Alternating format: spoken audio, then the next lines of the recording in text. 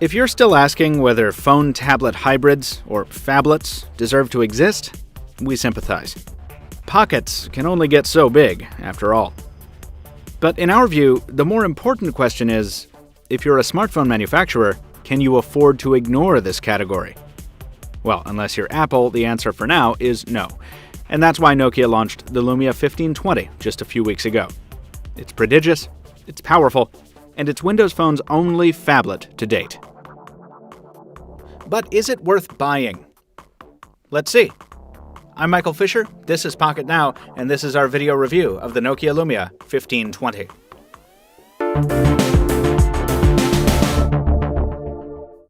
If you're familiar with Nokia's design language up till now, the 1520 will come as little surprise in the looks department.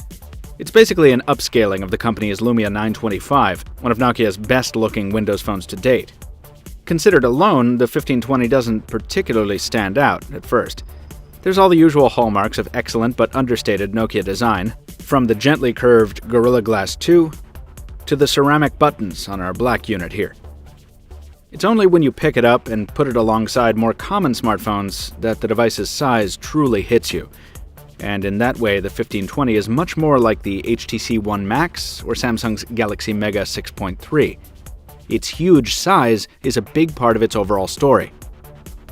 But the 1520 outpaces both of those devices on the spec sheet, landing closer to the Sony Xperia Z Ultra in terms of horsepower.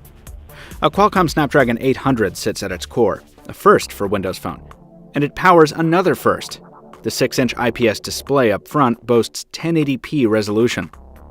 This processor and display pair isn't insignificant. It's fast becoming the standard on flagship smartphones, and the 1520 is for now the only Windows Phone to live up to that standard. It's also the highest-end Nokia device to include a microSD card slot for storage expansion, a big deal for media hounds. So the 1520 is definitely the phone to get if you want the cutting edge of Microsoft's mobile offerings this holiday season. That cutting edge isn't quite so sharp in terms of software.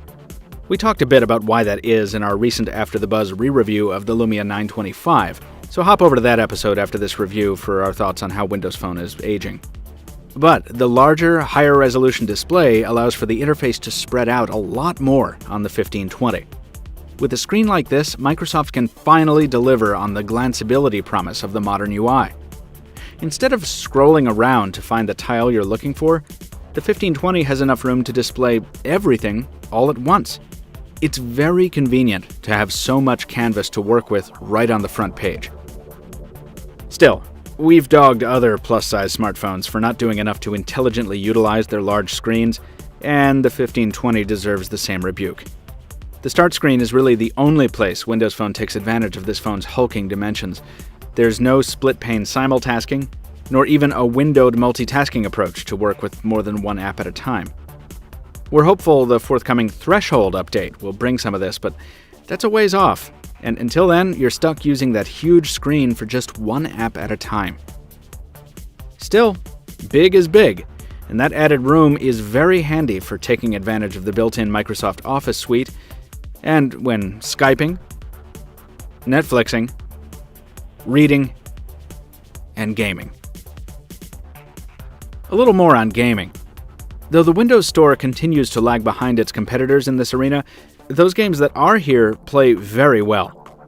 Low-impact apps like Sparkle 2 and Rise of Glory, as well as high-demand titles like Asphalt 8, play with nary a hiccup on the 1520. The rear-mounted speaker is clear and very loud, and the IPS display does a great job of rendering graphics.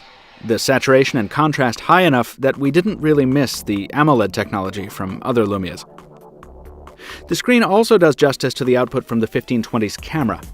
It's not the 41-megapixel monster from the Lumia 1020, but the 20-megapixel shooter here is still pure view, optically stabilized with a 6-element Carl Zeiss lens, and the new integrated Nokia camera app with automatic shooting modes alongside professional manual controls. The photos it produces are quite nice outdoors, with crisp lines and authentic colors, if sometimes a touch on the oversaturated side, in keeping with Nokia's reputation.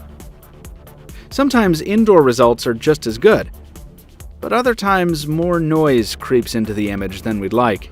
and the automatic white balance isn't always consistent. Thankfully, the 1520 lives up to Nokia's name in low-light photography.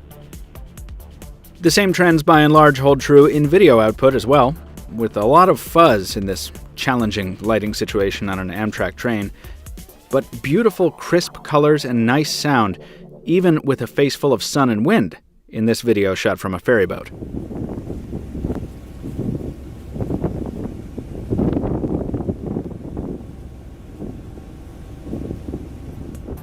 You may have noticed a bit of wiggle in those videos because the 1520 just isn't as comfy to shoot with thanks to its size.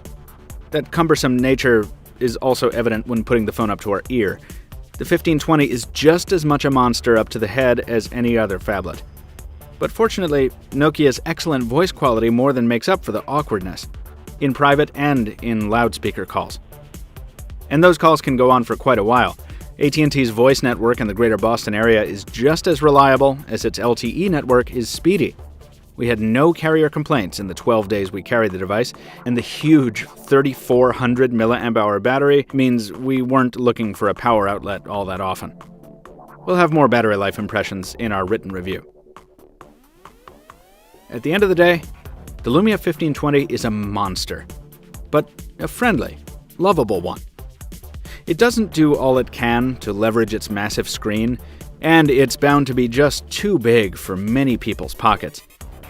But in a world where gargantuan smartphones seem here to stay, for the moment, the 1520 gets a lot right. It packs the best specs of any Windows phone to date, while keeping compromise to a minimum. So, it gets a score in line with its fellow mammoth competitors. We give it an 8.4 out of 10.